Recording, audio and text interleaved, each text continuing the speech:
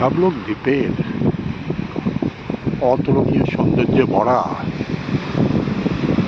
Kala Patthar beach, যা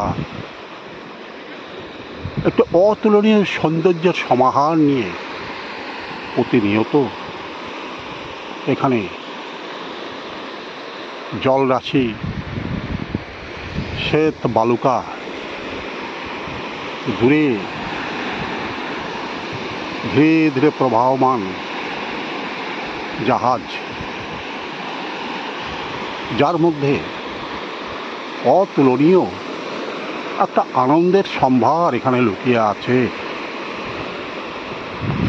যা দেখবার জন্য দূর দূরান্ত থেকে পর্যটক এখানে একবার নয় বারবার তারা ছুটে আছে এবং এই আনন্দ তারা উপভোগ করে। কেবলমাত্র চোখের দেখা না, তারা এই অতল সাগরের মাঝে যে কোনো সময় তারা ঝাঁপ দিয়ে আনন্দ উপভোগ করে এবং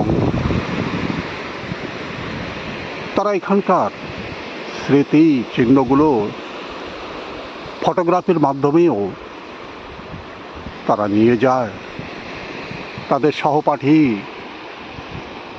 তাদের গ্রাম, তাদের শহর, সেখানে লোকজন যখন তারা দেখতে পায় যে পৃথিবীর মাঝেও এমন একটা জায়গা যেখানে হাজার হাজার পর্যটক প্রতিনিয়ত ছুটে আসছে এই অতুলনীয় সম্ভারকে দু চোখে দেখার জন্য, কালাপাথর বিচে বসবার অতুলনীয় জায়গা। বহু পর্যটক এখানে এসে বিশ্রামরত হয়ে থাকে। প্রকৃতির দেওয়া অকৃপণ এয়ার কন্ডিশনের মতো যে হাওয়া, প্রাণ মন তাদের জুড়িয়ে যায়। তারা ঘন্টার পর ঘন্টা এখানে এসে বিশ্রাম করে এবং তারা এই আনন্দটাকে বারবার উপলব্ধি করতে চায় যে এই পৃথিবীর মধ্যে, ছোট্ট এই দ্বীপের মধ্যে অতুলনীয় আনন্দের সম্ভার তিল তিল করে সাজিয়ে রেখেছে, যার কোনো শেষ নেই।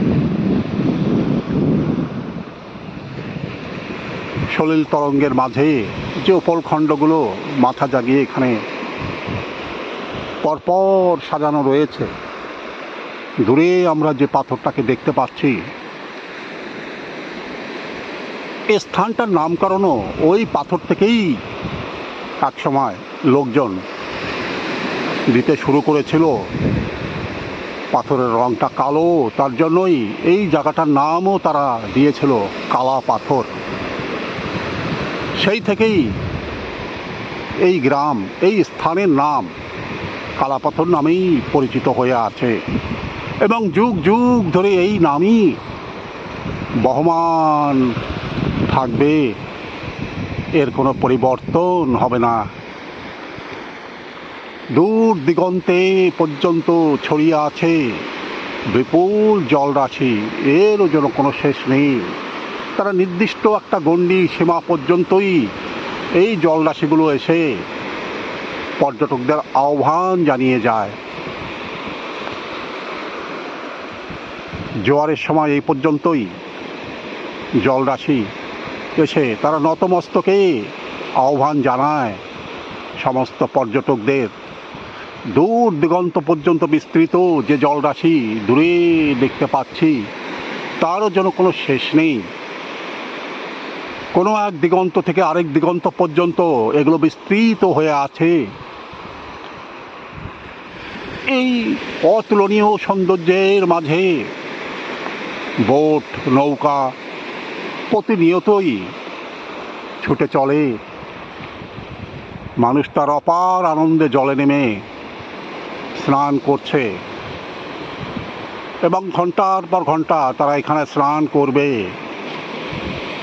এখানকার আনন্দ উপলব্ধি করবে, তারপর একসময় তারা উঠে যাবে। এই নিবিড় স্পর্শ জলের নিবিড় আনন্দ,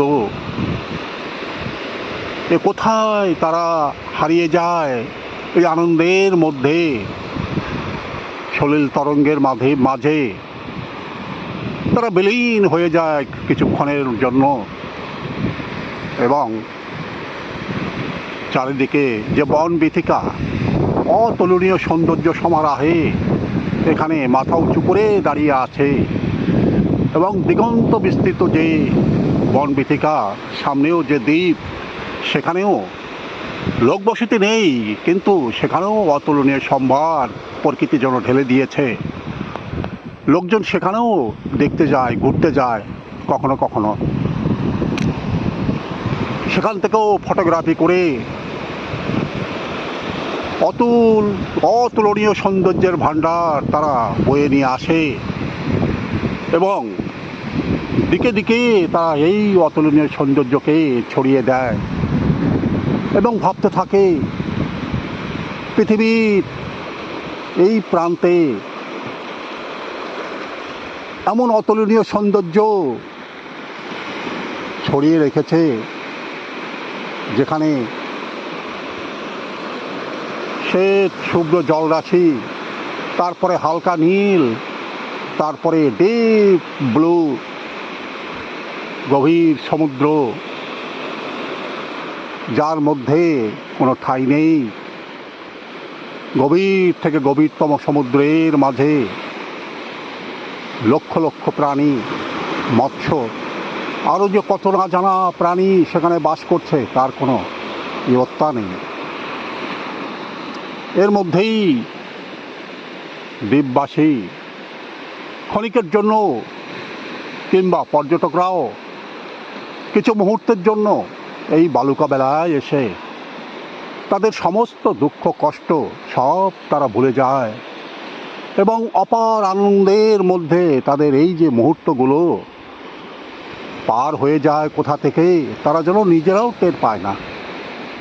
এমন অতুলনীয় সৌন্দর্যের মাঝে পর্যটকরা একবার নয়, বারবার তারা ছুটে আসে আনন্দ উপলব্ধি করতে।